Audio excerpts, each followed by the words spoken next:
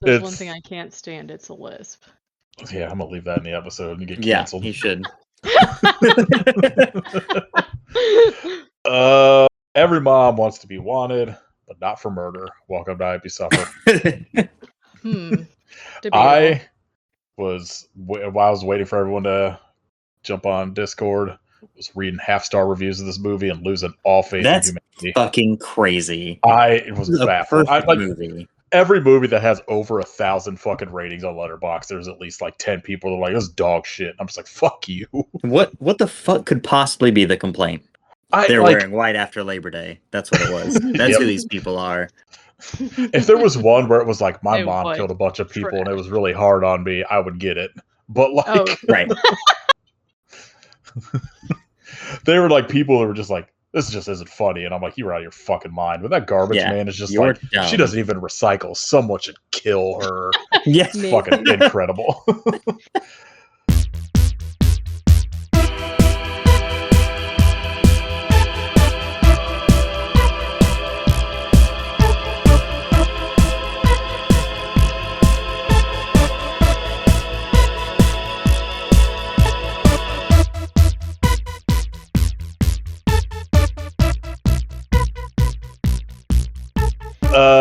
This is episode 395.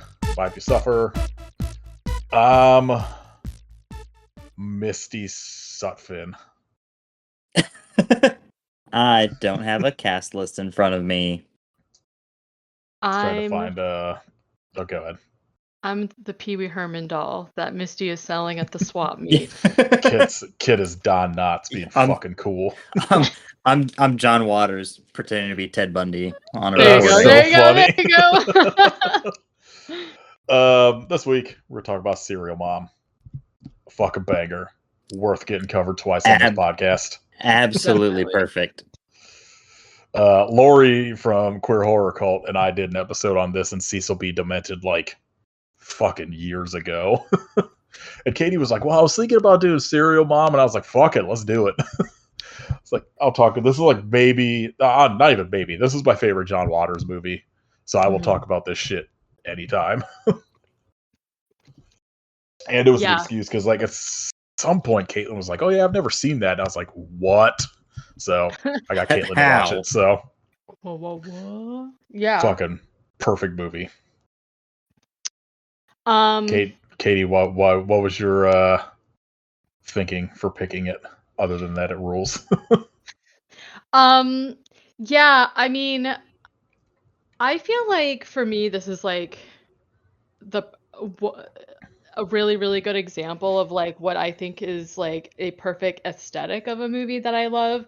And like obviously there was like this time like around like this is at 94, I think. Around this time, like a couple years before, a couple years after, where there was movies. I kind of talked about this when we did that vampire bonus episode, and we did My Best Friend's a Vampire. Not so much the movie you picked, but specifically My Best Friend's a Vampire, where there was like all these movies coming out that were like kind of like dark comedies where they were dealing with like horror or dark aspects, but the movies themselves were kind of like, you know, like caricatures of like perfect time, quote unquote perfect times in America, the American dream, whatever, manifest destiny, what have you.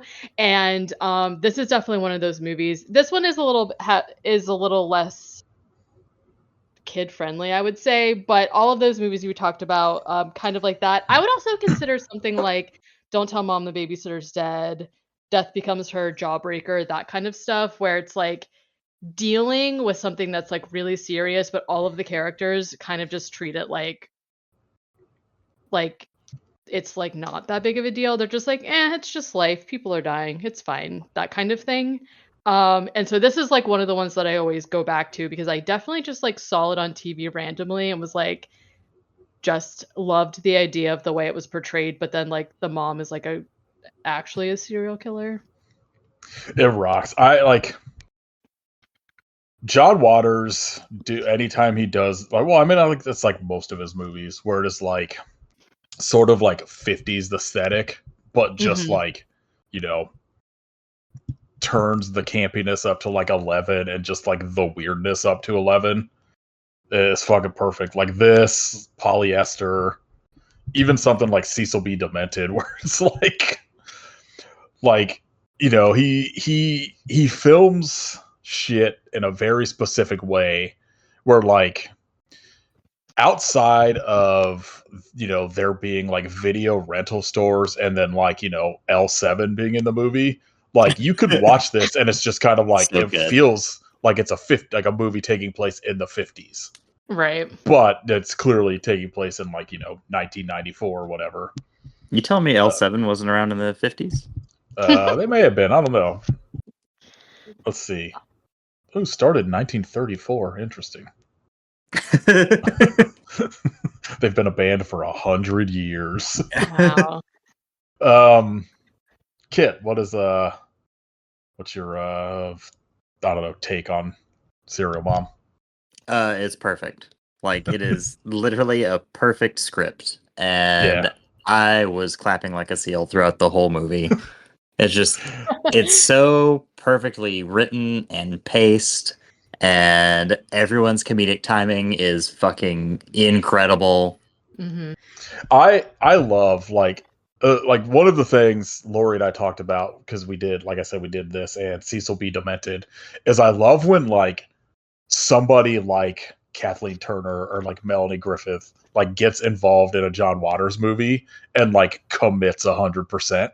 Yeah. Or like it's somebody that like it like before you see the movie you're like, that's a weird choice, and then you're like, no, that was perfect. Yeah. Kathleen Turner's so fucking good in this. Sam Watterson fucking killing it.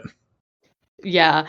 I think what I think is like interesting too about the pick of Kathleen Turner is that like I know that like I don't know, maybe that's not like a household name. She isn't a household name anymore, but at the time she was like pretty big. But I remember there was like a lot of discourse on her voice because it was like quote unquote deeper than like a normal whatever.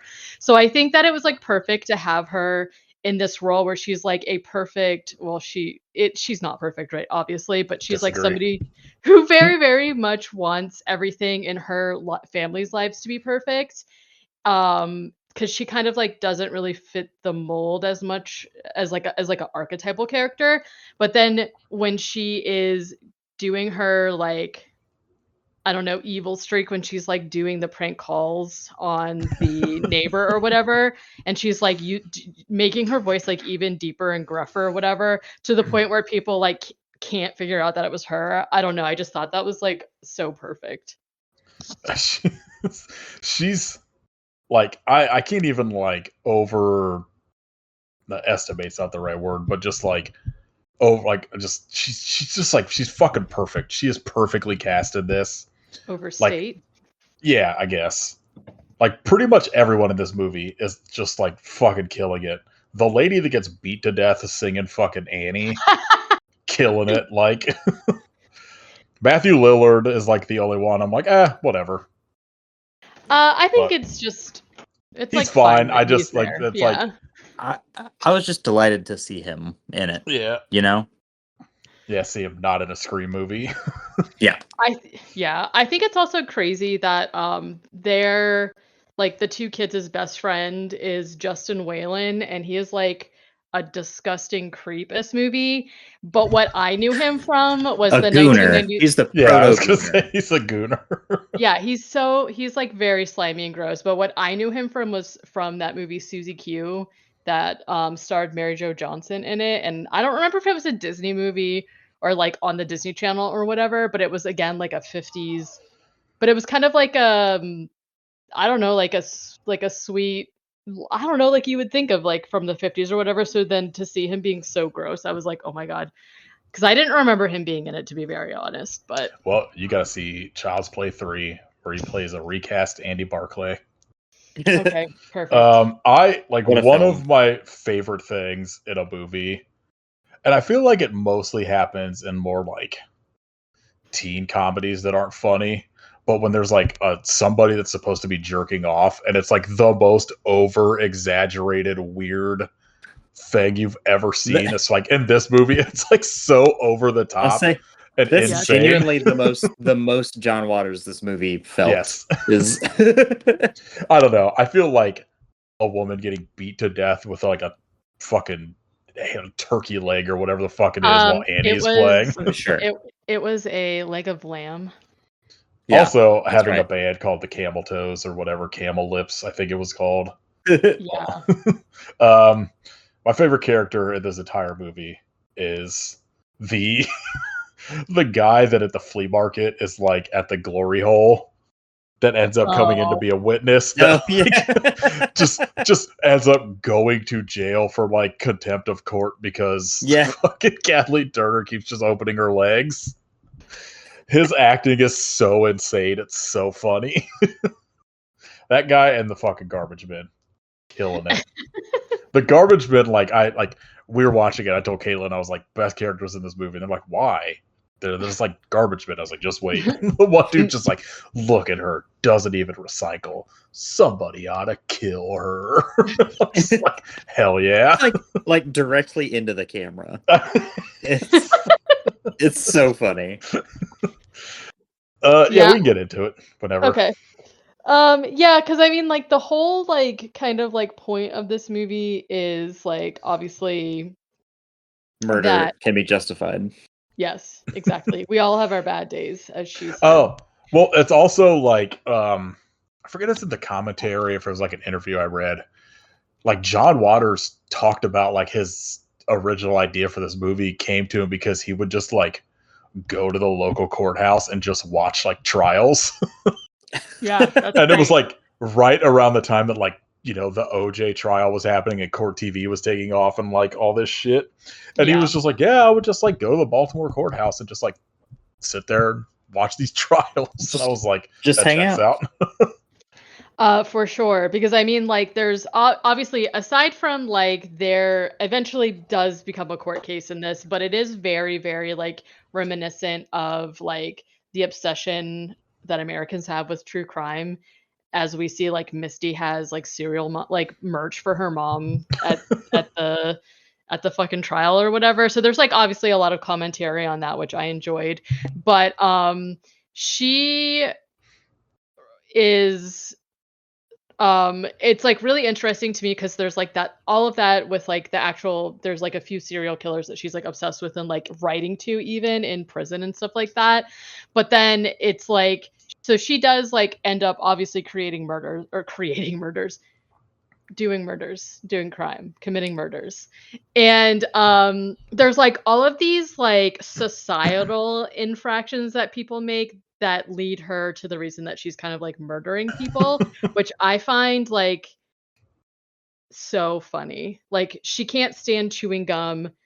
She freaks out because there's like a fly in the house. Her, like you're saying, her and the garbage men think that neighbor needs to be fucking murdered because she's not recycling or whatever. So it's just Fair. like I don't know. Fair True, like I agree. I just think it's like very funny for a movie that came out in like the early 90s to be kind of like addressing stuff like this. So anyways, yes, this movie opens with like a beautiful what I wrote as New England home. They actually live in Baltimore, which I mean same diff. Everything takes place in Baltimore, John Waters movies. Yeah, fair. Like why not? And basically again, we're being portrayed that this is like this perfect family where the worst thing is that Misty in the very beginning who is played by Ricky Lake, who I love. I've always liked her. I don't know. Is sort of unrelated, but not Ricky Lake. There's like a Patreon thing for the Comedy Bang Bang podcast where there's Carl Tart, this comedian, plays OJ and does an advice show where people ask him questions for advice or ask him for like advice. And one of the recent ones, Lily Sullivan, this comedian, played Ricky Lake, and she just kept interrupting when people were talking and be like, coming up after the break, this teenager's getting a boob job to find out if she could be a gangster in Delaware. Coming next. Yeah. I just kept interrupting. It was so funny. I mean, fair. You gotta plug what's gonna keep them interested. I was like, I completely kind of forgot how fucking insane the premises were for like all those talk shows, and especially like Ricky Lake and like Sally Jesse Raphael and all that shit. Yeah. So Kathleen Turner is the mom in Proposed Serial Mom. Her name is Beverly. Her children are Matthew Lillard, who plays Chip, and as I said, Ricky Lake, who plays Misty, and then Sam Waterston plays Eugene, the husband. I just call him husband.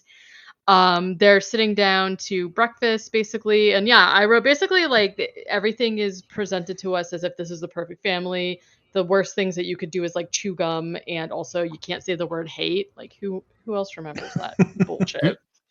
Couldn't say They're but. talk You couldn't say there was some other stupid thing that I wasn't allowed to say. I can't remember. Can't Probably you sucks. couldn't say sucks. You Yeah. couldn't say like we're screwed. Like come Yeah. on. Um The dad is like reading a article in the newspaper about the Hillside Strangler, and Bev is basically just like, "Oh, poor guy" or something. And Misty is like, "Mom, he killed people," and she says, "We all have our bad days." Yep. I mean, she's right. Um, then I forgot to say the thing that I also found funny about this movie is that when it starts, there's basically these like text blurbs that basically make it seem like this was a real story. It says, this film is a true story. The screenplay is based on court testimony, sworn declarations, and hundreds of interviews conducted by the filmmakers. Some of the innocent characters' names have been changed in interest of a larger truth. No one involved in the crimes received any form of financial compensation. For no reason, because this is actually not real and did not happen. But I love that they like put that there. I think they should put that in front of every movie. Yep. Just That's, for I fun. mean, yeah. And Farm Dick Um, Hole in front of it. there you go. Yeah. Killer Sofa or whatever the hell that was. Um, the reason I brought that up is because then it starts with there's a knock on the door and it tells us that it's Friday, May 14th, 1993 at 7:26 a.m. So throughout the movie, this movie takes place between May and October of a year, and sometimes that just like shows up or whatever because they're trying to be like this was a true story and this is like the made for TV version of it, I guess, which is like so hokey, but I also really love it. There's two detectives that come, and I true to her morals, one of the detectives is chewing gum and she makes him spit it out, which I think is so funny. Um, they are investigating threatening messages that are being sent to one of the neighbors, Dottie, and they're basically just like, "Oh, can you like look at this message?" And they show it to them, and it's basically like a piece of paper that has like what you would typically consider serial killer message, which is like cut Written out like pieces cut of out paper. magazines. Yeah. And they're embarrassed because it has a curse word on it, and women just shouldn't be even looking at those kinds of things. Do you know what I'm saying? um, the kids all go off to school. Husband goes off to work. He's a dentist, and it is now 9:37. Beverly calls the woman Dottie and prank calls her, and basically is just like, "Where do you live? 1-2 fuck you lane," or something like that. Yeah. She's like doing this like deep voice and just like saying curse words to her essentially, and Dottie is just beside herself. She cannot It's handle so it. funny. I would While be this is so stoked if like I got like a random call like that. I'm like, hell yeah. I probably, yeah. It's Dottie's she's just too fragile to be hearing those kinds Is of this the words. cocksucker residence? Yeah. Yes, exactly. And Oh no, then what is this 4215 Pussy Way? there you Now go. Fucking let's check spit the up my zip Dr. code Pepper. 212 fuck you. 212, yes. And she's like, "Oh, please, you stop it. You stop this right now." And so she's like making these phone calls, and her neighbor Rosemary comes up to give her a sewing kit that she wants to borrow and almost catches her making the phone calls, but like at the last minute she she like hangs up and it's just like, "Oh, hey Rosemary, what's up?" Just like the perfect like veneer of like, who she's supposed to be. And they kind of talk about these threatening messages that are happening and how concerned they are and like who would do such a thing. This is my actual favorite part of the movie, which is like so minor, but they're basically like, who could do that to poor Dottie? And as Bev is like going to the school to this like PTA meeting. She drives by Dottie, who's doing yard work, and she like waves at her. And we get a flashback of this one time that Bev was going to the Joanne Fabrics, RIP girl, and she was going to pull into a parking space, and Dottie stole the parking space from her. And that is why she is calling and sending her verbally threatening, terrorizing her. like literally to the point where like the FBI or the cops are here or whatever. Amazing. I get it. I do too. You got to get that good spot, especially when Joanne's was still open. Yeah. So at 3:36, she's at the PTA meeting. She's meeting with Chip's teacher, and the teacher is basically saying like he's great, he's doing really good. However, I do think that he has an unhealthy obsession with sick horror films, and he's concerned about the horror films. And she's like, okay, well, my son is a assistant manager at a video rental store. We like to watch like scary films. What's wrong with that? He's like, You know what I did notice in the video store? A what? VHS of Shock 'em Dead, a movie we covered. Hell yeah. Amazing. It's all full circle now. That's And our Seinfeld John connection. Waters, come on the podcast. Yep, we need to talk about it. We'll do Shock 'em Dead again. Basically he's like, oh yeah, well I saw him drawing this, and it was basically just like the cover to like a vampire movie or something. And she's kind of like, okay, I don't really understand like where you're going with this.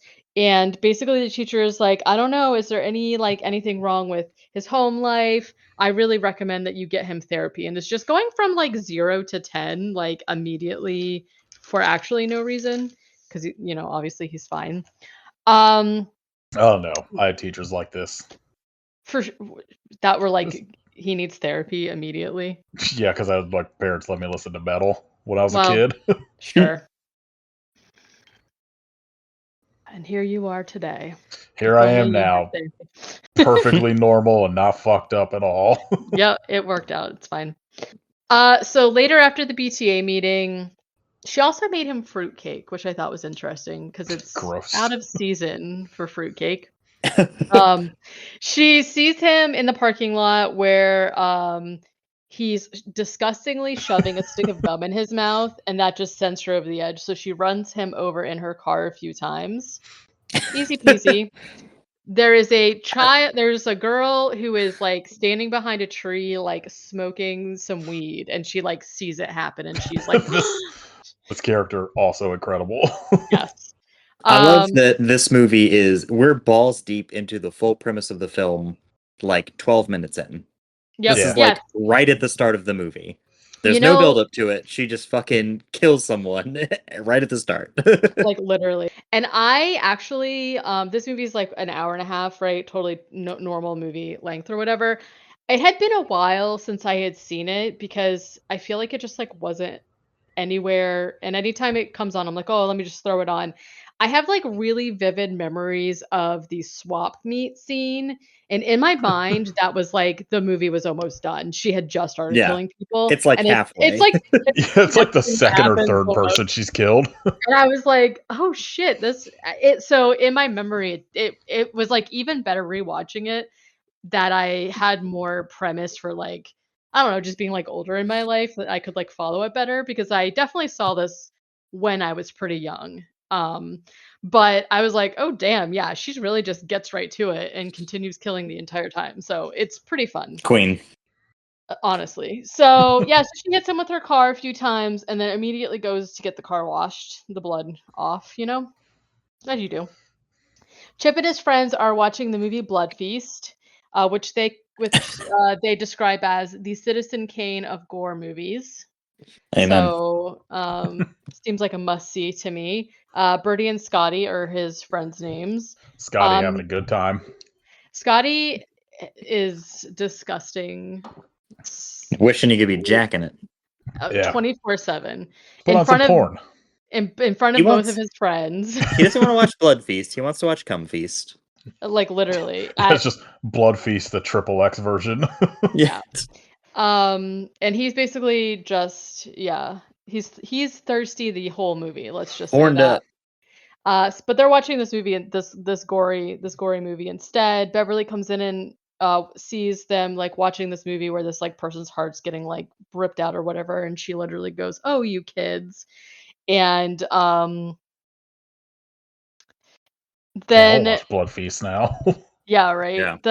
The friends leave and Bev kind of like bonds with Chip over like watching. She's like, "Oh, let's watch the de-hearting again," or like whatever scene. So they're like Yeah. watching it together. And it does one of the things in movies that is like one of my absolute favorite things where they transition from something that's like disgusting, gory body part into food. Because it goes from that scene, it's like zooming in on the TV, and then Beverly goes, Ladies and gentlemen, I present to you the perfect meatloaf. And it just like goes from like this person's liver to like a meatloaf, which like also looks disgusting. It So works every time. it's great. I love it. You will always get me. Um, as they're sitting down to eat dinner, Rosemary, the neighbor, runs over and is like, oh my gosh, turn on the TV. They see a news report that the math teacher has been murdered. Then they say, they said that dude was 38 question mark.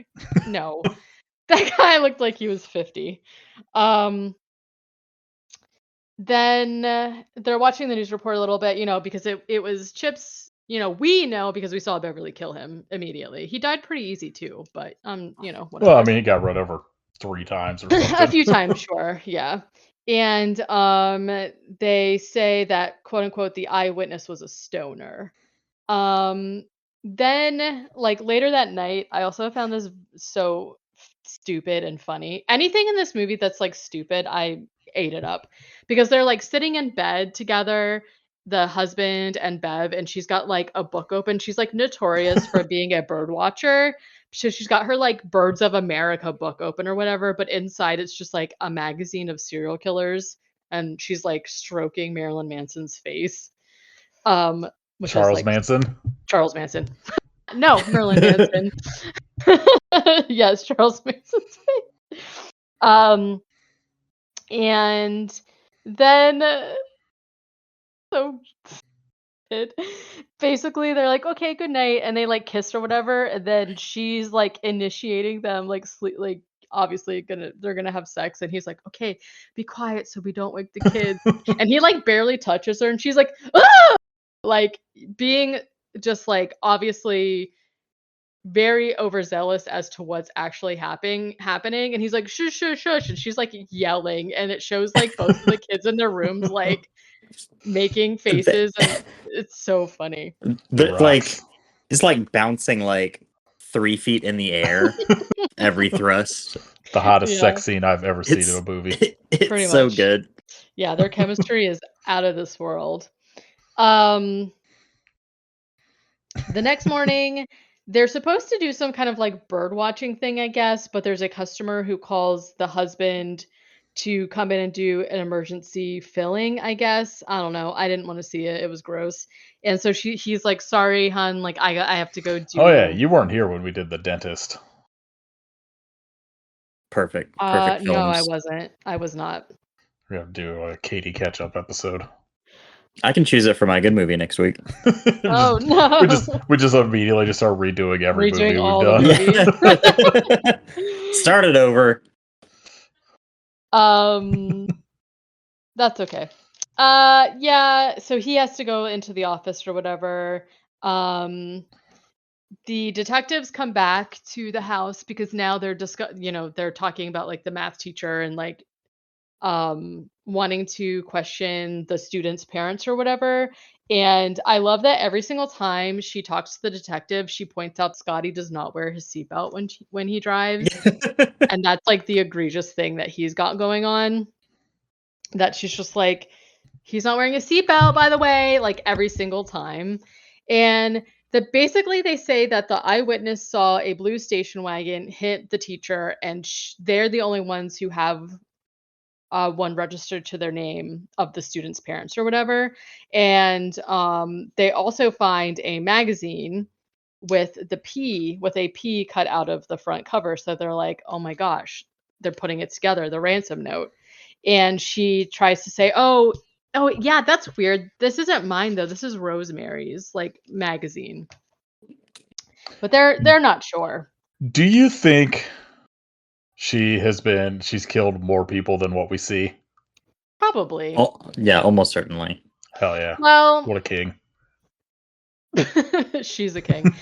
Here's my question with that though, because like it does seem that she went from 0 to 100 because she's like obviously doing other things in her life where she's being aggressive, right? Like the prank calls and sending the messages or whatever, but you don't really escalate from that to killing a person over like somebody saying, "I'm worried about your child," right? She, like, immediately killed him, and the fact that she started doing this and was, like, immediately on the cops' radar, she, like, wasn't trying very hard to, like, hide the evidence or whatever, like, it was pretty obvious it was her, so that's why I'm kind of also like, I don't know. Maybe she's just, like, doing it, and then she's just, like obviously she is a psychopath, so she just, like, doesn't care, but Nah, I don't know. I don't I'm know. on her side. I am too, honestly. This is the scene we already talked about a few times where Bev and the garbage men are standing out front. She has slipped them 2 airplane bills for their trouble, and they're watching Rosemary just, like, dump her fucking trash all over the ground for some reason. I'm not really sure what's going on with her Well, that's how there. you take your trash out. Yeah, I guess, and she's, like, littering/not slash not recycling, and this is when the guy goes, "You know, somebody ought to kill her." And Bev says something like, "They just may," or something like that. So she okay, so later she sneaks over to Rosemary's. Rosemary and Dottie's the one she's been prank calling, are sitting there like, chit-chatting with their afternoon tea or whatever.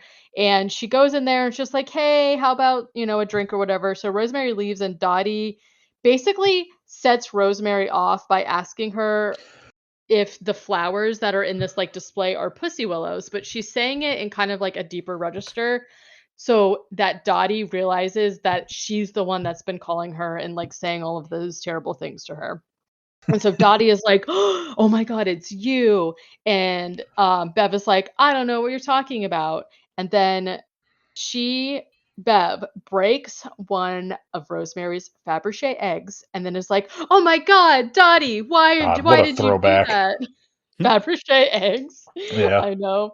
And, she's basically like, "Oh, Dottie, how could you do that? You know that those are Rosemary's favorites." And she's like, come with me, Rosemary. I know where we can get more." So she, like, basically swooshes her out, and Dottie's just standing there like, oh, like she got slapped in the face physically. Dude, Like, Mink Stole is so fucking good as Dottie in this movie. Yeah, yeah, she is. Especially when incredible. you get to like the trial.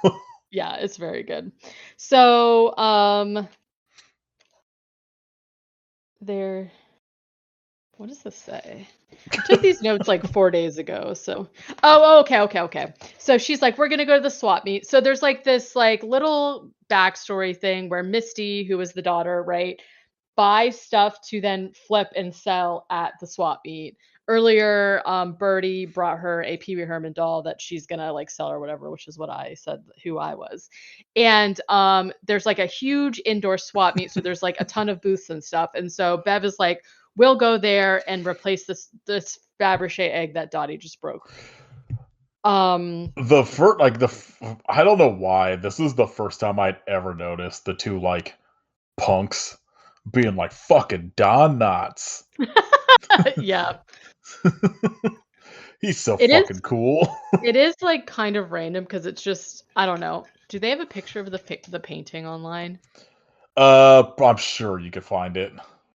It's, I like that John Waters always picks like the perfect person to like write a line like this about. Where Yeah. it's just like Don Knotts is like the perfect person to like just have these two punks being like he's so fucking cool. It is a very funny like painting of Don Knotts too. It's like a caricature It's almost. so bad. It's yeah. I don't know that I would have I would immediately not have known, guessed. Yeah, I would not have but guessed it's Don Knotts.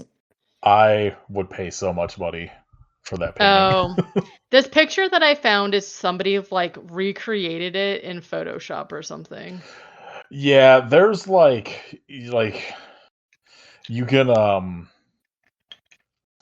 You could find sort of like halfway decent crops of it, just searching through like images, Yeah. down far enough on like Google Images. But well, before I don't know anymore. Now Google's like full AI. It might just be Yeah. No, Google's Yeah. not fucking helpful. Yeah, I know that you guys loved me to Google stuff, but I don't know if I can do that yeah. Now anymore. You Katie's gonna gotta, have to duck you gotta, go stuff. yep. I've never even used that, but it's gonna Well, they be have a version you can use it as no AI, which is what I now use. Yeah, same. okay. It's not Um, great, but there's no AI in it. yeah. Like It's better than Bing. I looked up Don Knotts serial mom, and every image is just Don Knotts. It's like no serial mom shit like in here at all. Yeah. Bummer. Okay, so they're gonna go do that. Meanwhile, the husband is at his dentist office, and the detectives come to ask him about Bev, and they're basically like leading questions. But the brunt of the conversation is that like she has these like books about serial killers and murder and stuff. Like, what's that about? And he's like, oh no, it's probably my son's. You know how kids are, or whatever. And he's like, well, no, like these were connected to her. She like essentially bought had a library card, but it was like a card to a place that was called like find out things and learn how to do stuff or whatever. And she's like buying murder books, which I found so funny. And then one of the detectives goes, is your wife mental?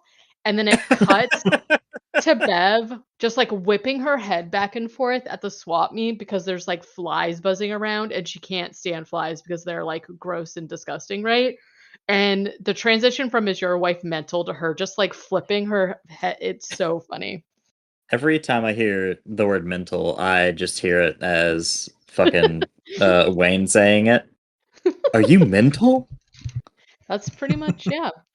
So we're at the swap meet, and there's this guy that Misty liked who was supposed to take her out, but he stood her up. And now Bev from across the swap meet has seen the boy that Misty likes with another girl, like bringing her to the swap meet, which is like pretty Another fucked up. girl, how dare you, Tracy Lords. Well, there you go. I mean, and so She's like, oh, Fabergé eggs. Yeah. so this this is As like a 20-year-old. yes, right. So this scene is kind of like longer. My note literally was just like she sees him and follows him into the bathroom. The scene is a little bit longer, right? Because Rosemary's there to replace her Fabergé egg. She gets in an argument with this guy at this booth because he's selling a Fabergé egg for $100 and it has a chip in it. And she said, "I'll give you 50," and he's not going to go for it. So instead, for whatever reason, she buys a fire poker from him, but she switches the price tag from like $8 to $6 or something, like Yes, really $2 or sticks it to him, $3. buys the fire poker, and then has it behind like the little booth or whatever, Misty's booth. So the boy and the girl that he's with she's like, oh my god, Fabergé eggs, I love these. Which yes, again, as like a 20-year-old, you probably don't know what those are. Insane. But he buys it for her, which is even more insane. She's like, "Oh, also, she wants it to put on her nightstand." Okay. Like, literally, I remember, like, as a kid, my only fucking idea of what a Fabergé egg is that there was a joke on The Simpsons where I think it was Bleeding Gums Murphy had an addiction to them. I really thought you were gonna say as a kid, my Fabergé egg. Yeah. And I still probably as a kid was just like thought it was like a weird kind of like actual egg, didn't realize it was like a fucking Yeah, just it's the like egg. thing you put on your shelf. Well, because okay, not to get into like actually the whole history behind Fabergé eggs because they're like a Russian keepsake or whatever, and they used to be actually jeweled eggs, like eggshells or whatever. And anyways, there's like a certain developer that came up with them, but they are extremely intricate looking. They literally, if you've never seen or heard of one, they are shaped like actual eggs, chicken eggs, and they're incredibly ornate, decorated in like jewels and et cetera, or whatever. Some of them are worth a lot of money. But then there was like an American person who started like replicating them. But anyways, my whole point is that this was very much considered to be like a quote unquote grandma collection type thing. So it's like if you went to your grandma's house, she would have them like behind glass or something, and it was not something that you could play with. So first of all, the fact that Rosemary just had her sitting on her table, like probably you shouldn't have done that. But the fact, yeah, that this like 20-year-old girl was just like, "Oh my god, I love Fabergé eggs," is very funny. So she ends up buying it. Rosemary, of course, is pissed off about that because like she wanted but she knows how much she's not gonna get taken for a ride here, as they say. And so when the other thing that always cracks me up about this scene is when I think his name is Brad, the boy, he goes, "I gotta go take a piss." And the face that she makes when he says that, I was like, "Girl, same, because gross." I'd be taking my $100 Fabergé egg and I would be leaving at that Just point. leave. um, so Bev sees Brad go to the bathroom to drain the lizard, as we might say here. And she picks up Rosemary's fire poker that she's just bought and follows into the bathroom. Not Um, suspicious. Not at all. And actually, there's a dude that is like in the bathroom just trying to be a pervert. But aside from that, for a busy swap meet, there's nobody else in the bathroom, which I found interesting. She basically comes up behind him and stabs him with the fire poker and like pulls out what I assume is his liver and is like, Yeah, who "Ew, cares? gross," and like doesn't want to touch it and stuff, which I like to assume it was his fair. tongue. Oh, from his back, Yeah, Mhm. probably. few people know that your tongue runs all the way down your throat, Yep. down to like the base of your spine. Down through your intestines and everything. Um, he falls over, of course, into the urinal. I like that she also flushes for him. You don't want to be rude. And she leaves the bathroom. There's a guy that comes inside and finds his dead body and does that yell. What is it called? The Wilhelm Oh, scream. yeah, Yes. Wilhelm scream. He comes out and does that just like to the swap meet, and it is so out of place and hilarious. It makes me laugh every single Incredible. time because it's like I don't know. I mean, I guess if I fair, it's a fair reaction. I'm not trying to. Anyways, Misty then sees the body is Brad and is like yells and is upset. Of course, his actual date is also very upset, but when the detective sees that Misty's upset, he's suspicious because he's like, okay, this is the daughter of this woman that we kind of had some suspicions about, and now he's dead in the same area that we saw her in. Hmm. Um, if you ask me, these detectives it's unrealistic what a good job that they do, if you ask me. Um, let's see. Okay. Rosemary also realizes that there's a little bit of like gore on the poker and also thinks there's what is poop on Bev's shoe. It's actually blood, right? And she's like wiping it off. I love that they keep saying gore, but it's Yeah. like just like blood on her A shoe. little bit of blood. Yeah, like I will say like there's a lot of killings, quote unquote, in this movie, but it's not gory at all. There's like barely any blood. I think that the most graphic one is gonna be the Annie woman, and that's still like not really It's not even like bloody, anything. really. It's just Yeah. gross. Okay, back at home, the husband has returned. He's like going through Beth's stuff and she finds her murderabilia, as they like to say. He finds her scrapbook. It's her murder scrapbook, and she finds a signed photo of Richard Speck, which is very weird and concerning to me. He also finds a tape that was made for her to directly addressed to her, Bev, that is from Ted Bundy. Um, played played by John Waters. Played by John Waters. He does an okay job. I love him. I love him for being like, you know what, I'm gonna do the voice. Don't even worry about it. Ted Bundy, I do feel is like way more known than Richard Speck. Maybe he was more known at that point. I'm not sure.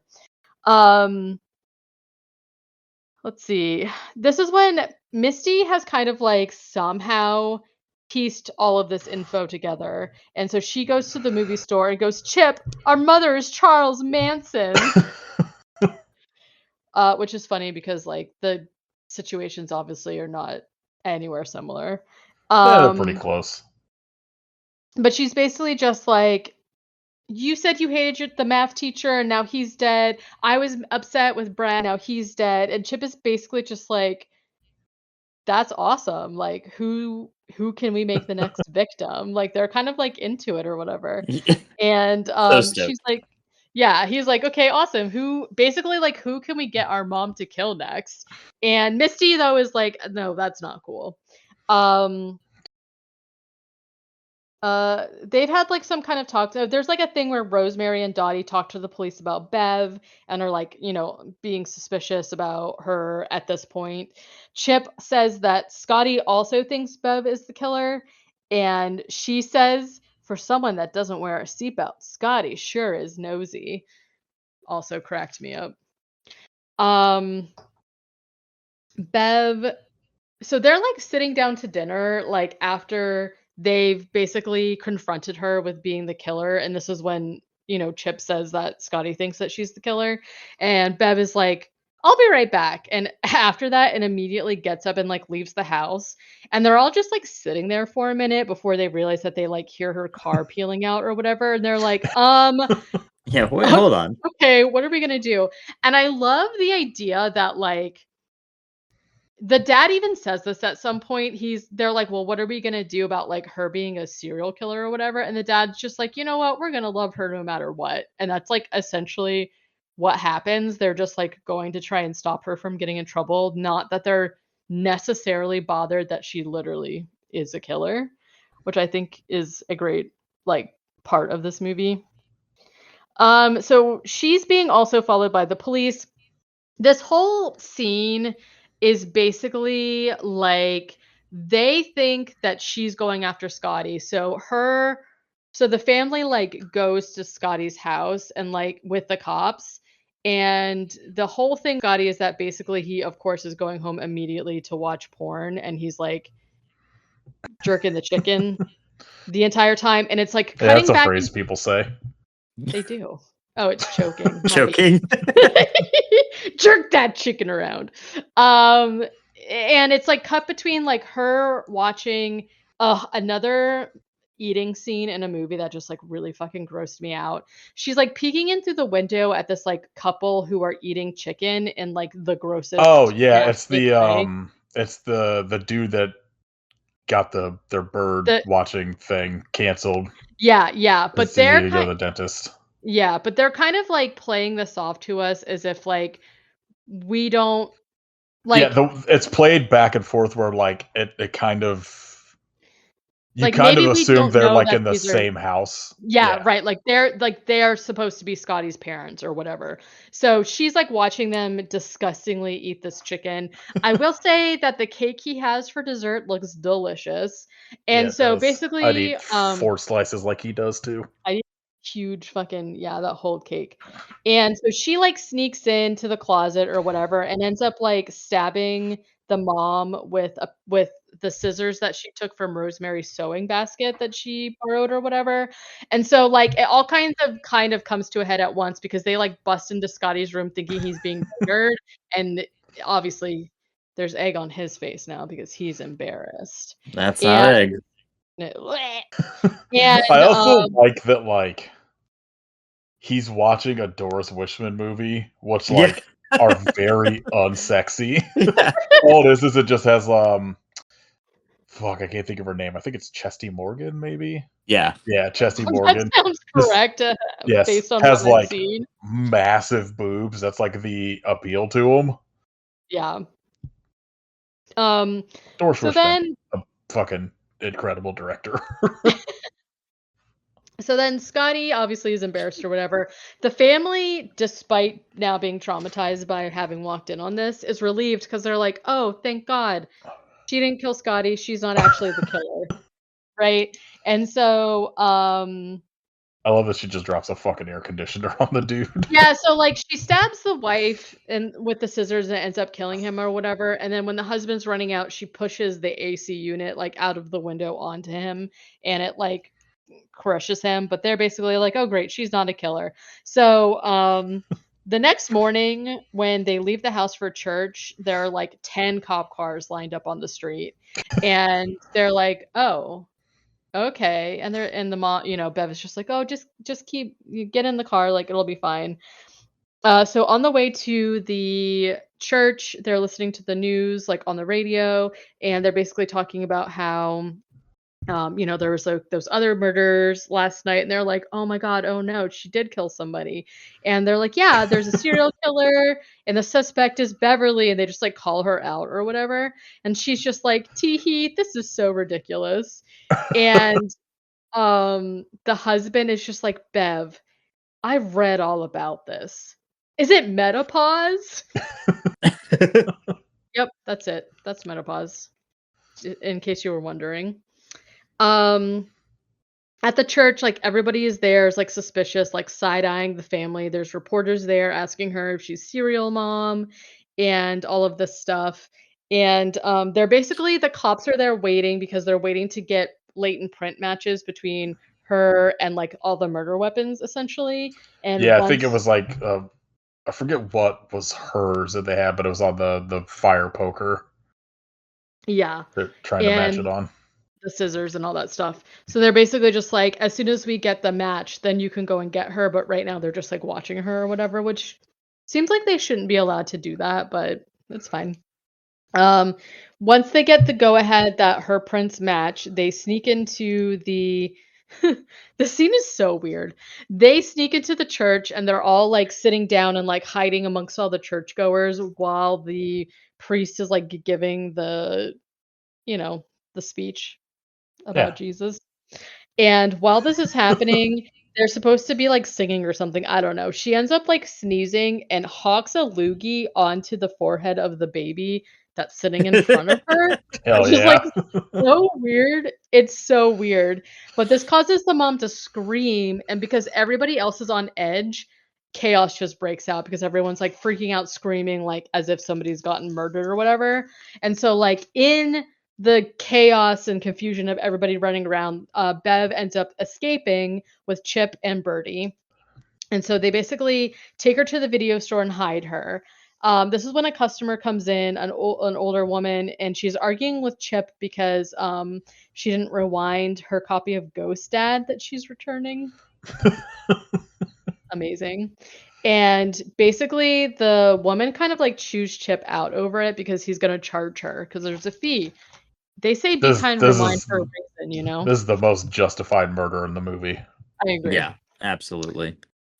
So basically Bev goes after her for being rude to Chip, and also she's broken the rules. I actually wrote Bev goes after her rightfully so. Because rightfully so, because at home she asks her dog to lick her feet. Oh, Vile. okay. This is actually the most John Waters part of this movie. Yep. Vile. So essentially what's happening is that Chip and Birdie realize that the mom is gone, so they're like, "Oh no," and they know where the woman comes in to return Ghost Dad and rent Annie, the musical. And Fucking lunatic. this is another Yeah, she had the like dog licking her feet during Annie. I forgot. Jesus yeah, Christ. yeah. This is another like visceral memory I have of this woman putting on Annie and starting to sing it as Bev like beats her with a rack of lamb or whatever. So she Lamb so leg.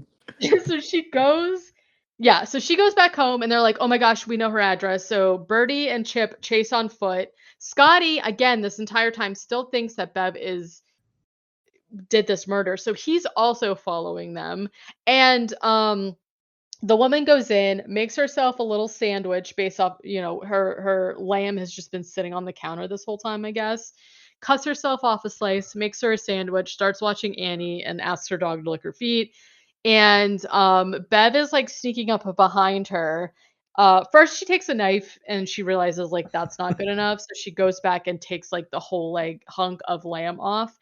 Birdie and Chip are trying to like look through the window for some reason rather than just like going inside. And Scotty has climbed the roof of the garage to look in and can like visibly see what's happening. And basically, she's singing Annie. It's very loud. The music is blaring, and Bev comes up behind her and goes, "Rewind!" like the Hulk, and fucking starts wailing on her with this leg of lamb.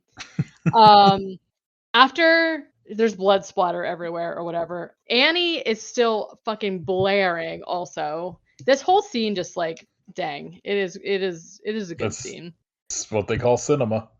Like literally. After the murder, Bev looks out the window and sees that Scotty has seen her, and so she starts chasing him.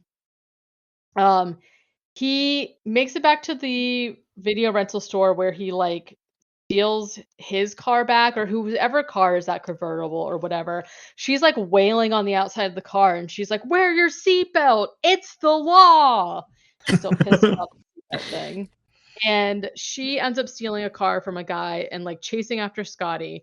And so this whole car scene, basically the dad and the family and stuff are like looking for Bev at this point and sees her chasing Scotty in the car or whatever. So they start pursuing them, and then the cops see them, and it's like this whole thing, right?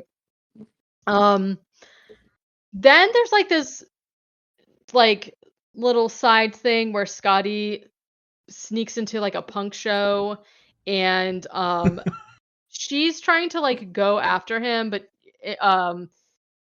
into the club or whatever, and the bouncer's just like, "Hey, wait, aren't you Serial Mom?" And she's like, "Yeah, I guess I am." He's like, "Well, get in here, lady."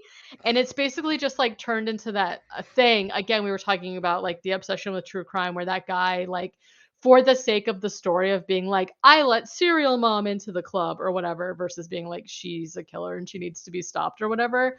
That's kind of like the rest of this movie, because whether she's actually a killer or not, like, people don't care. They're just like so charmed by her or like being in her orbit that they're just acting like total ridiculous. And so she goes into the club and is like chasing him or whatever. There's a show going on. Eventually, what ends up happening, like, this is like a whole scene, right? Is that the stage lights fall down onto Scotty, and then she catches him on fire using like Like hairspray or in a whatever. lighter. Yeah, just like catches What a him way to on fire. go. On For real. stage, on Incredible. fire, while Camel Lips is playing. Everybody loves What it. more could you ask for? They think it is the best show that they've ever been to. And Yeah, they're honestly, correct. yeah, I agree. So she is eventually at this point arrested, but everybody is chanting, "Serial Mom, Serial Mom, Serial Mom." Okay, so now we are to the court case part of the movie God, where so good. very good. She basically immediately starts by like charming the jury. She's like making eye contact with them. She ends up firing her attorney because he's an idiot, and she's just gonna defend herself because the lawyer, basically, there's like this scene where they show this juror and she's wearing white shoes. It's after Labor Day, obviously. I said it was October. And she writes like on this piece of paper, that juror is wearing white shoes, and she like shows it to her lawyer, and he's like, "What the fuck are you talking about?" So she ends up like firing him over that and deciding that she's going to be, she's gonna defend herself or whatever. Obviously, she pleads not guilty. I love the family shows up, obviously, to her court hearing proceedings or whatever, and the dad is wearing a pin that is basically just like a circle with an X through it, and it says gas chamber. Is that I've Like, always seen that, but I no, could never gas tell what it chamber. said. That's so funny. I was like, no offense, but I think I need one of those. That's so funny. She pleads not guilty, obviously. Basically, she is a pretty good lawyer, and I know a thing or two about lawyers because I've watched Jag. Dottie gets up to testify, Well, you and don't know that much about lawyers if you think there's pie involved. that would be actually so crazy if there was pie. Whoever loses gets hit in the face with a pie. Exactly. Yes. Dottie testifies, and Bev basically makes her seem crazy and aggressive, by the way that she's, like, asking questions or whatever, and Dottie ends up getting held in contempt of court because she's finally just like, "You shut the fuck up, you motherfucker," and Mink it's just like still fucking snapping on her, man, is so fucking good. yeah, just, like, gets back at her because she's like, "Weren't you drinking when you got Oh, I those" thought you said you didn't drink. Yeah, she gets her good. It's like, fuck Uh you. Yeah. And of course, Bev is just like has her like facade on as of her like perfect mom with like her polka dot dress and like her hair perfect and her pearls and whatever. Um Misty, yeah, we already talked about Misty outside is selling Serial Mom merch as one does. Chip is acting like he's famous now. He's fielding talk show TV interviews and stuff like that. There's this guy that comes up that's just like, "Dude, your mom killed my brother." And he's like, "Oh, yeah, yeah, you must be Brad's brother." And he's like, "Yeah." And he's like, "Who have you been talking to?" And he's basically just like, "What? You mean like the TV?" And he's like, "Yeah." And he's basically just like, "It's cool, right?" And Brad's brother's like, "Yeah, I guess it is." He's like, He we got mentions like Suzanne Summers. yeah. Yeah. They're like Suzanne Summers, which is Um, like the perfect fucking person to pick in this time period. it is, and it's also very baffling. Like, I It's wanna like, know well, it's because it's like it's the most realistic and also like the most John Waters person to pick. Sure. Um, yeah, He like so punches Matthew Lillard. He's like, "Hey man, it's cool. Have you yeah, talked to then he's anybody about the life rights yet? yeah, and he's like, "Can you TV make or TV?" domestic?" Yeah, there you go. It's very funny. Bev basically it goes through like all the different people who are witnesses, like the girl who saw the quote unquote stoner who saw her run She, over the math teacher what a fucking is queen. yeah, is just like hysterical the entire time. She's like cracking up. She's Um like, "I don't know, man. It was blue." yeah. So basically it goes through all of the witnesses and she basically makes all of them like not credible, including like the peeping Tom dude. And It's basically fucking best scene in the movie.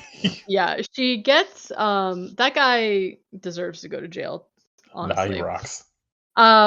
Then she calls Dudes are gonna Rosemary. just fucking let him be a dude. Well, sounds like he is duding You're like, I around. got nothing. Yeah.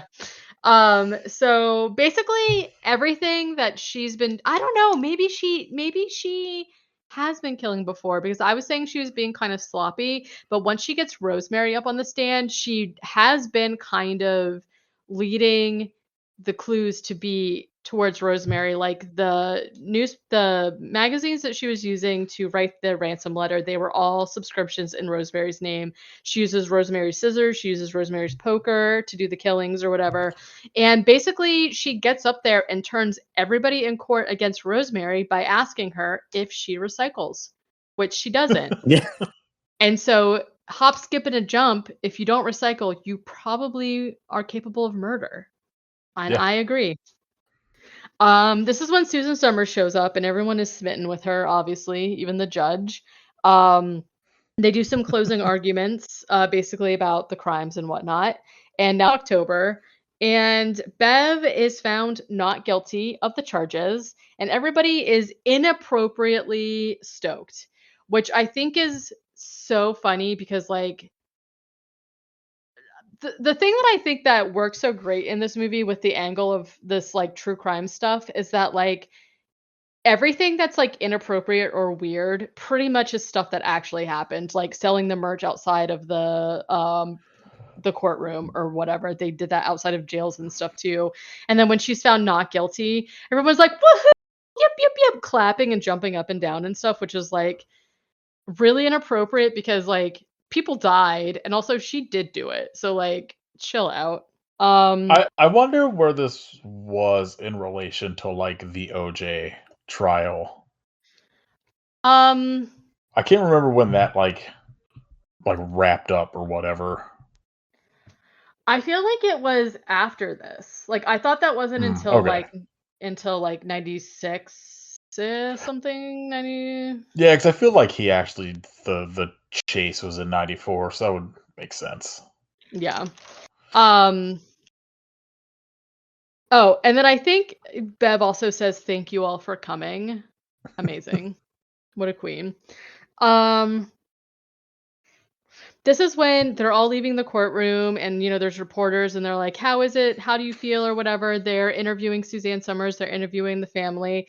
Bev sees the juror with the white shoes. She's worn white shoes this entire trial, the whole time, and it has been driving Bev insane. So she That sees the bitch. juror, she sees the juror walk off. She follows her, and it's like so funny because she the juror gets on the phone and it's just like, "We did it. We found her not guilty. I knew she was innocent," is like very excited of this happening. And Bev comes up behind her and goes, "You can't wear white shoes after Labor Day." And she goes, "That's not true anymore." And Bev says, "Yes, it is. Didn't your mother ever tell you?" And then she fucking Just hits her in the knocks face with the her. phone. Yeah, and she goes, "Now you know."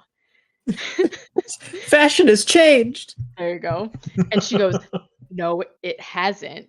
The this is like amazing because obviously she's just been found not guilty of murdering several people and she She could goes and not murders someone immediately. she could not let it go. This is essentially the same ending I think they were emulating in Perfect Movie Friendship, where he had everything he had everything in the palm of his hand and he threw it away because he just couldn't get over himself, and that's what's happening to her. The delivery of the fashion has changed is obviously extremely funny and great, but her like hitting her with the phone and then going, "Now you know," that "now you know" has been like one of those like verbal Like stims in my ticks or mind. whatever. Yeah, where like I can't not say it for like certain stuff. And almost nobody ever picks up on it because it really is not. It's like a nothing line, but it's just like the way she says it is so funny to me. Um, didn't your mother ever tell you? So I she also love that like Suzanne Summers like immediately is like gets on her nerves. Yeah, so she hits that juror, the juror collapses. She goes back out there and Suzanne Summers is like, "Oh, come on, let's take a picture together." And Bev is trying to stay on like a certain side of her, and Suzanne Summers wants her on the other side, and she's like trying to turn her around. And Bev is like, "Suzanne Summers, this is Yeah. my bad side." And they're like, everybody like stops and it's just like silent for a minute because she like snapped and who yells at Suzanne Summers, right? And then all of a sudden, one of the other jurors discovers dead white shoes in the bathroom and screams. And Suzanne Summers just like stares in shock at Bev. And Bev just like smiles to sinister music. And then there's like a little blurb that says Bev refused to participate in the movie or whatever, which is Art. amazing. Yeah, Absolute art. yeah. So that is Serial Mom. I mean, look, John Waters never made a bad movie. Even the ones like A Dirty Shame that people say are bad, they're wrong. A Dirty Shame rocks. I have not seen all of his movies. Like, obviously, I've seen Crybaby. That was like one of a movie that I really liked when I was little, and I've seen Hairspray. Um, Honestly, for me, I think Hairspray is the one that I'm like the least interested in, but it's still a banger. sure. You Um, you gotta see Polyester. Polyester is fucking incredible. Divine just plays like uh just regular housewife that like is like having a fucking mental breakdown throughout the movie. It's so good. Let me see who's in it here. I mean, it's all like the John Uh, Waters players, Divine, Edith yeah. Massey, Mink And Stole. I've seen I actually don't know if I've seen Pink Flamingos, but I've seen a ton of like I've Oh, seen a ton of yeah. from it Pink because Flamingos of bangs. yeah. Also, Cecil B. Demented. It's like highly underappreciated John Waters movie. Melody Griffith yelling about crimes against cinema. It's fucking incredible. um, yeah, everybody go watch John Waters movies. He's the Yeah. best. If John Waters dies in the next 2 weeks, I'm ending No, this I'm sorry. podcast I'm sorry. Yeah. because I did stage fright and then fucking George Eastman died, and he was only 96 years old or some shit. Too young. Yep. So John Samuel Waters Jr. No, he'll be fine. He'll be all right. all right. Katie, what have you watched since the last time we recorded? I don't know if I've watched anything new, to be honest with you. Let me take a look at you. I got a lot because I had like 3 days around my birthday that I just literally watched movies for like 15 hours. Yeah, no, my last thing is Friendship, so I have not seen anything. All right, what about you, Kit? Let's see, I rewatched Spiders, which of course is another perfect film. Went and saw Mortal Kombat 2. Fucking slaps. So good.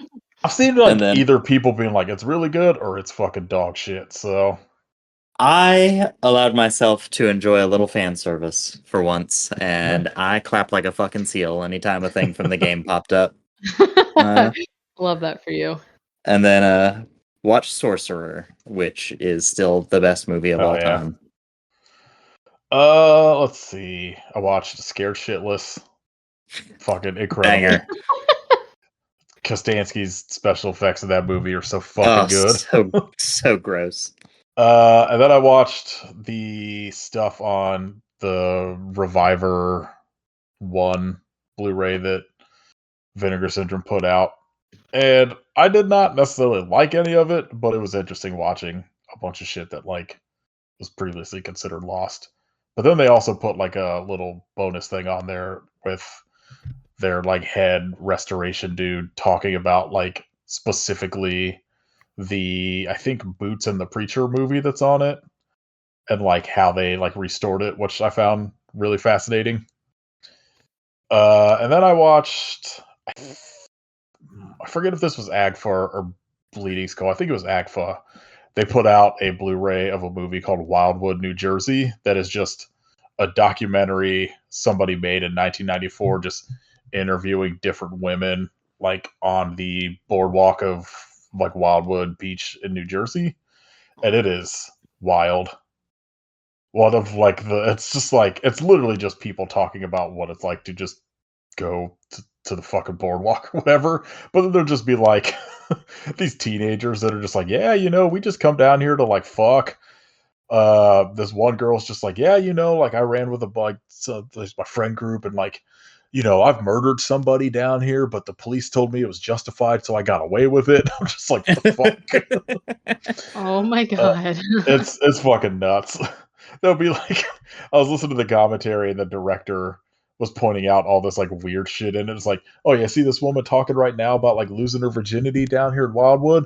Notice that she is chewing gum and drinking beer from like a can with a straw at the same time. Shit like that.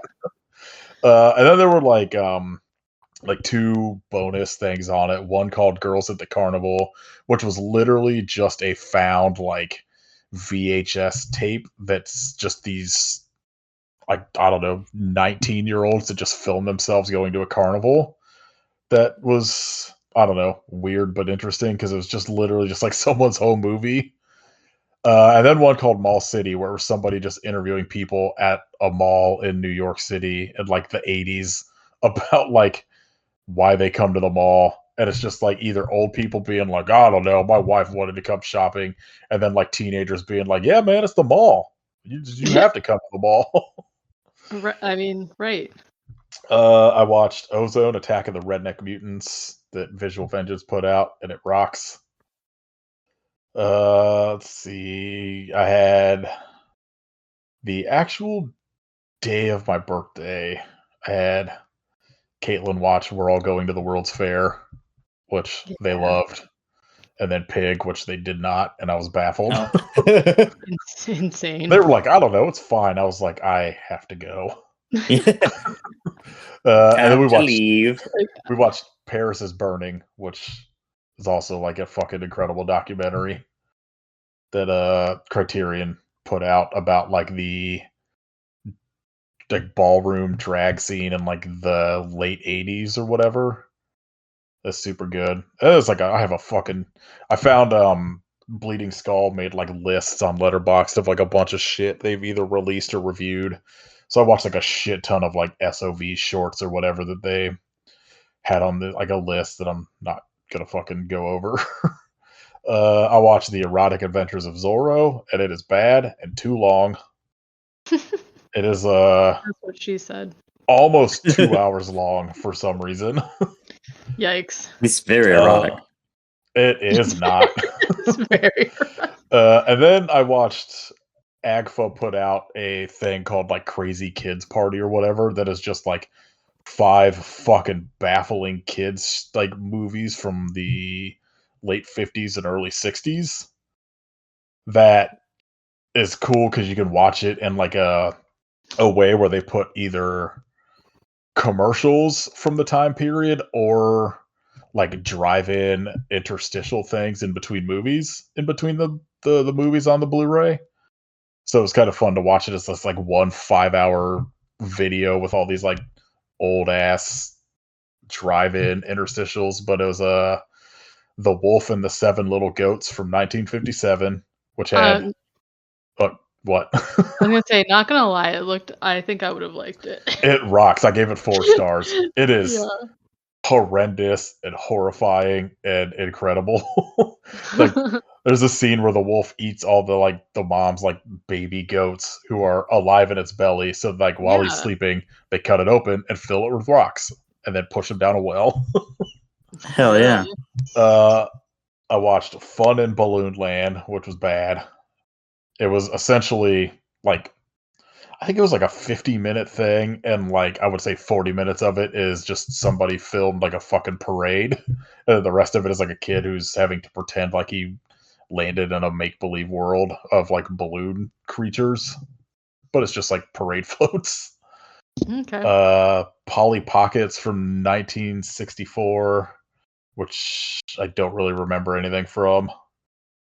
The Princess and the Magic Frog from 1965, which was absolute garbage, where it was just like a kid who gets trapped in some woods and can't get out, and then there's just like weird people trying to help him.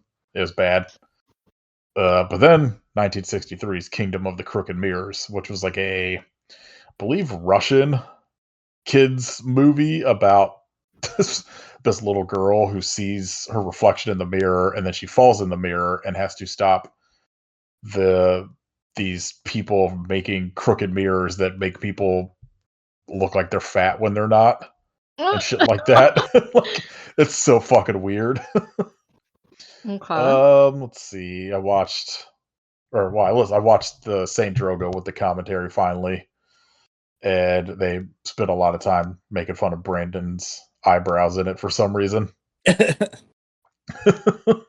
Oh, one of the shorts I did watch. I don't know if you actually watched it yet, Katie, but Haunted Indiana from 1981 is a No, not fucking yet. beggar. It was like a actual like made for some news station in Indianapolis where it's like somebody talking about folk tales from that area, but then they just filmed the most insane dramatizations about it. It rocks. Highly recommended. Um, and then I watched Bleeding Skulls Backyard Bloodbaths Blu-ray, which was just like a bunch of people's sort of like made with their friends horror movies. So Summer Horror Day from 1987 was like a UK slasher movie that was pretty good. 777, which was I guess one that was never even released until it hit this Blu-ray, where it's about a guy, I kind of serial mom adjacent, who's obsessed with serial killers, who decides to start killing people himself and realizes he's like trapped in his neighborhood and can't get out for some reason. I forget all the details, but 2016's Black Mamba, one of the greatest movies I've ever seen. It is absolutely, we're gonna have to do on the podcast at some point if it ever hits Tubi. Like it's this woman, Belinda M. Wilson, directed like a handful of movies that all look unhinged because she she plays like I guess, a witch in this movie, and it plays out kind of like an anthology where people come to her and are just like, "I need a potion because I want this man to fall in love with me." But then they're rude to her, so she's like, "Well, if you do it improperly, bad things are gonna happen," and like the like just the bad things happen. But the CGI is outrageous. There's scenes where someone will be driving a car where they're clearly just sitting on a chair and everything else on the screen is just the most insane CGI you've ever seen. There's a scene where this guy wants like has her give him a potion so he could go hang out with mermaids, Oh. which results in one of the most bonkers scenes where it's just a dude swimming around in CGI with the worst CGI mermaids I have ever seen. It rocks. The entire time I was watching it, I was like, I need Kit to watch this movie immediately. I'm in. And then I watched Dark Harvest from 1992 that TerrorVision put out as like a secret release about a killer scarecrow who does I was not gonna say do that. a whole lot of killing in it. So that was the other. Oh no, okay, that's a newer one. I was trying to think of. There were two Killer Yeah. Scarecrow movies from the '80s that came out around the same time.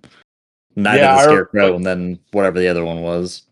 they had it was October of last year, I think, was just like, hey, we're selling this movie in October. We're only going to print up however many sell. I think it was like $10, but you don't get to know what it is. And I was like, ah, fuck it. Like, I'll go in Yeah, on this. And it was this. And it's like, I didn't hate it. It's totally fine. It's just one of those ones where it's like, it kind of feels like a TV movie a little bit, where it's like right. real boring for like an hour, and then like the killer scarecrow shows up for like the last 20 minutes, maybe. Yeah, well, once it's too late. Yeah. All right, Katie, what do you want to shout out? Uh, oh, geez. I've been thinking about it this whole time, and I don't have anything. Well, this weekend we did finally go back to a baseball game, and I had one of my favorite things ever, which is a jumbo pretzel with nacho cheese, and the Shrimp Stadium has one of the best. So, jumbo pretzel. The Shrimp Stadium is quite a phrase. Our team is the Jumbo I know, Shrimps. I'm aware. Did you also know that we used to be called the Suns, which is the baseball team that Bella's stepdad played for in Look, Twilight? I don't care. Every team, until they start naming every team after their local cryptid, I don't care about any of it. I'm saying, Yeah. You want me to watch sports? Name your team the Frogmen or whatever. There are a few. We also have listen, I don't really know that much about sports, but we have arena football here. We're gonna go next weekend, I think, and our team is the Sharks. But we just played the Chupacabras, which is pretty See, cool. I'll pay hell yeah. attention to that team. Yeah. Kit, what do you want to shout out? I'm gonna go with Sex and Death at Camp Miasma, which should have God, a I trailer out by the time this can't episode is out. fucking wait. They just released a poster and it looks sick.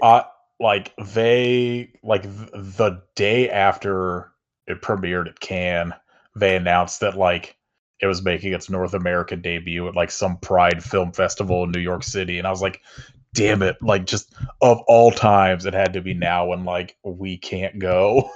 Right. I want to see that movie so fucking bad. Yeah, I know it's gonna rock. Yeah, it looks incredible. I'm gonna shout out the new episode of Game Changer. Maybe one of the Also funniest things I've incredible. ever seen. Allie Beardsley smoking weed out of a bong filled with whiskey. Just That's fucking art. incredible. That's art to me.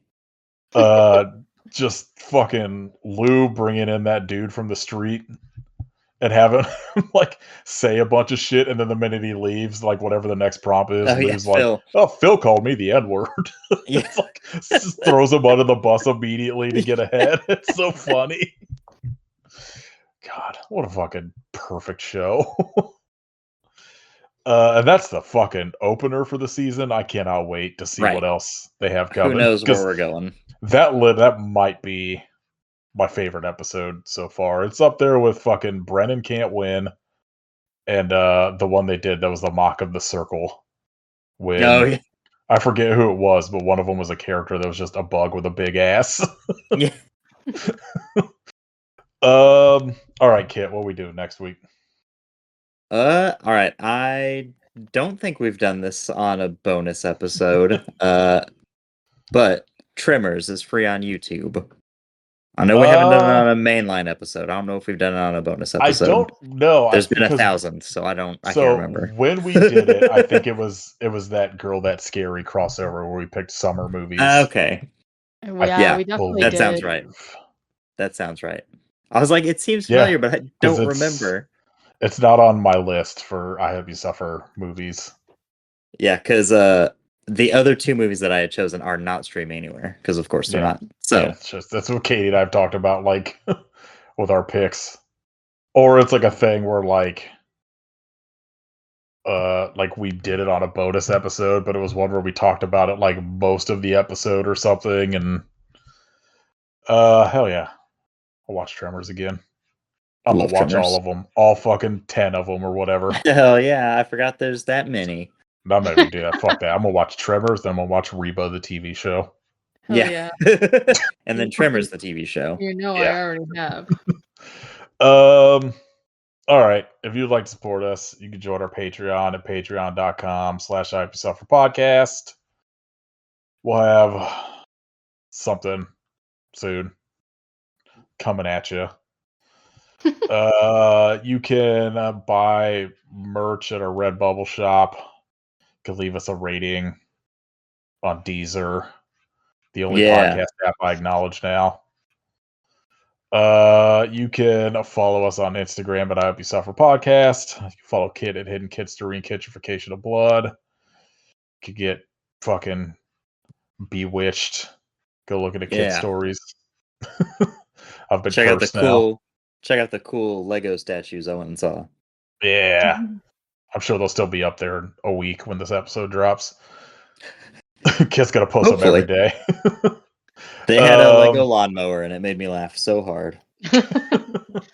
You can follow Katie at Werewolfface and join Katie's Patreon at patreon.com/werewolfface, where you can see a Highland cow or a regular cow wearing a Highland cow costume. Yeah, that's correct. Who's to say? Katie made for Caitlin. It's a choose your own adventure, honestly. Yeah. Oh, that reminds me. I got to read that fucking Frankie Choose your own adventure book. You can listen to other podcasts, the AK Movie Club. All right, we're gonna talk about Tremors next week. We're getting graboided. All right. I hope you think Dong Knots is fucking cool, but why? Yeah, you better. Yeah.